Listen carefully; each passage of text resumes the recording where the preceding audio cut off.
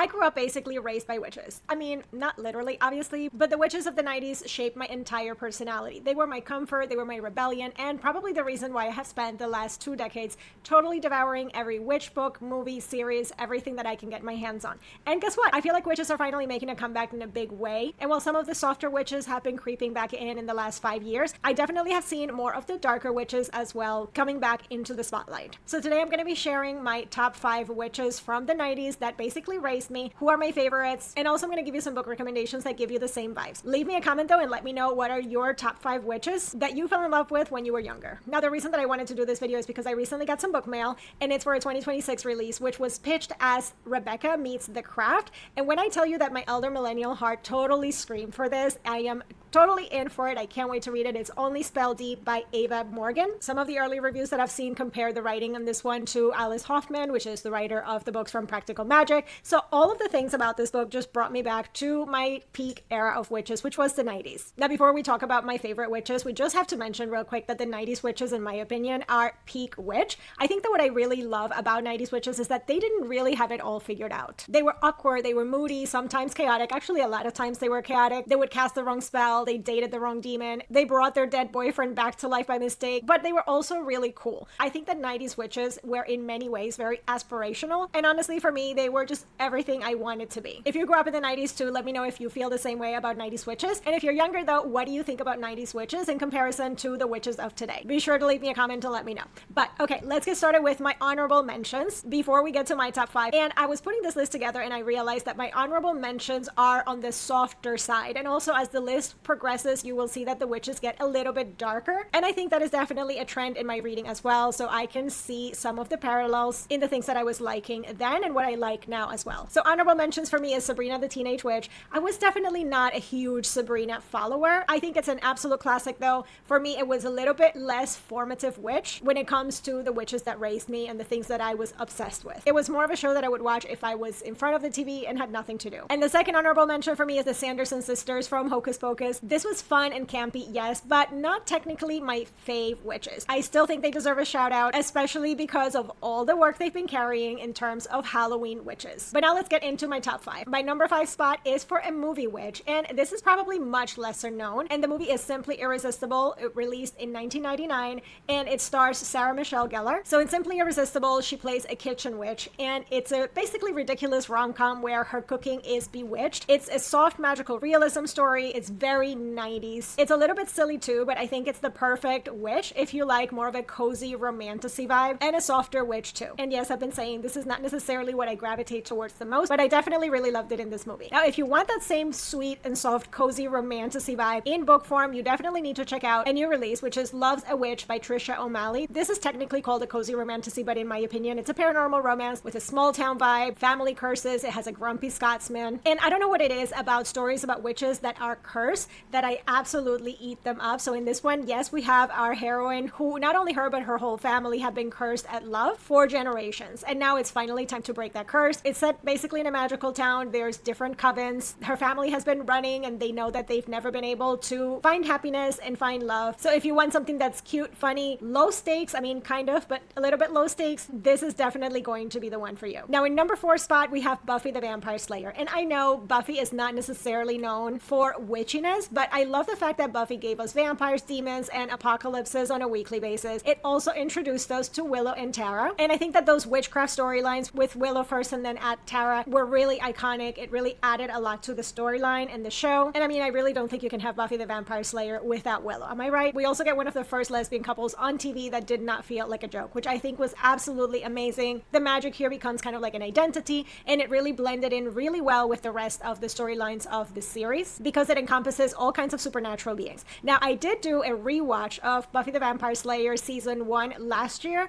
and if you want to listen to my thoughts on that, you can check it out on the podcast. You can find the Reading Under the Covers podcast wherever you listen to podcasts, and you can check out my thoughts on rewatching season 1. I'm actually really excited to start rewatching season 2 this year, which I talked about in my fall curriculum as well. Now, if you love the vibe of Buffy the Vampire Slayer and witches tied up in dark, dangerous alliances, I definitely think you should check out The Marionettes by Katie Wismer. This has witches, vampires, betrayal, betrayals, blood magic, and yes, it does get spicy. Now, this is a series you have to read through the whole thing. You're not going to get a resolution in one book, and it's also perfect for Buffy the Vampire Slayer because it is inspired by some of the classics that are also a little bit older, like Vampire Academy and Vampire Diaries. Now, in the number 3 spot, we have Practical Magic, which is iconic movie, came out in 1998. And listen, if you were a kid in the 90s and you didn't secretly want to live in that gorgeous house with Nicole Kidman and Sandra Bullock, I think you're just absolutely lying. The house, the yard, the kitchen, the herbs, like the whole thing, it was a vibe. And plus the different personalities of both of the characters of Nicole Kidman and Sandra Bullock, it was just iconic. I absolutely loved it. I feel like Practical Magic was this soft boho witch vibe with the flowy dresses, midnight margaritas, and the sense of sisterhood. But also,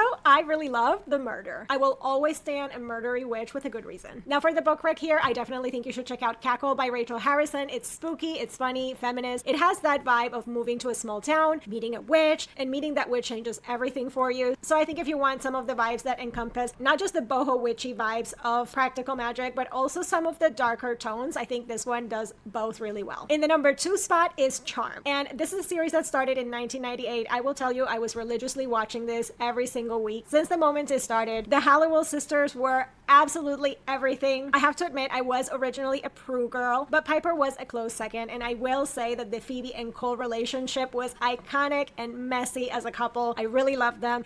And yes, of course, I also really liked Piper and Leo. Probably they were my OTP back then of this whole show. I think has a lot to do with me falling in love with series like Larissa Ione's Demonica, which has a lot of demons and angels and relationships between different species. So I definitely see some of those parallels in why I love that show and what I like now. But also, did anyone watch the 2018 reboot for the show? Because I actually did not watch, but if you did, let me know in the comments if I missed out and if I should seek that out. I will also say it is kind of bittersweet and sad because we have 2 of the main characters in that show who are no longer with us, Shannon Doherty and Julian McMahon, which feels kind of crazy and super sad to think about. But they will live on in our hearts and our memories forever. Now, if you want a book rec that definitely captures the essence of Charm, I'm going to invite you to try out Heart of Darkness by Lauren Dane and then follow through and read the whole series. In this one, we have Family Dynasties of Witches, which I think is perfect for this. There's also a lot of sexy danger, underground magic clubs, and I think it's just total charm core. And then the last one, which is my number 1 spot, is The Craft, which came out in 1996. That is